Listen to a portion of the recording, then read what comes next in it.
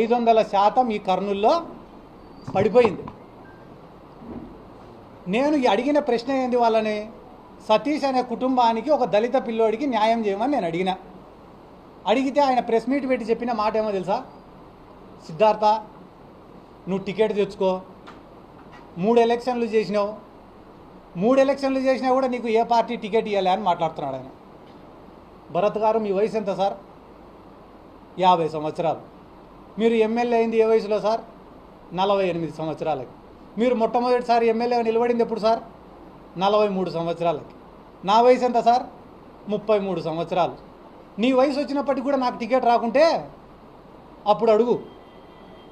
నేను ఎమ్మెల్యే కావాలనే కోరిక నాకన్నా ఎక్కువ నీకు ఉండడం ఏంది? 33 సంవత్సరాలకు నేను శాప్ చైర్మన్ అయినా, రాష్ట్ర వైఎస్ఆర్ కాంగ్రెస్ పార్టీ యోజన విభాగం అధ్యక్షుడినైనా, నందికొట్కూరు నియోజకవర్గానికి ఇన్ఛార్జినైనా, నా ఎంట తిరిగిన ఎంతోమందిని ఎంపీటీసీలుగా, జెడ్పీటీసీలుగా, సర్పంచ్లుగా, మున్సిపల్ కౌన్సిలర్లుగా, చైర్మన్లుగా గెలిపించుకున్నా. ఈ రాష్ట్రంలో ఎన్నో నియోజకవర్గాలు పార్టీ తరఫున ప్రచారానికి పోయినా, ఎన్నో ప్రెస్ మీట్లు పెట్టినా, ర్యాలీలు చేసినా, ధర్నాలు చేసినా.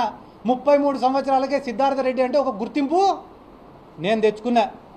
అదే 33 సంవత్సరాలకు మీరు ఉయ్యాలు ఊగుతాయినారా సార్? నేను అడిగే ప్రశ్న ఏంది? సతీష్ అనే కుటుంబానికి న్యాయం చేయండి సార్ అని నేను అడుగుతుంటే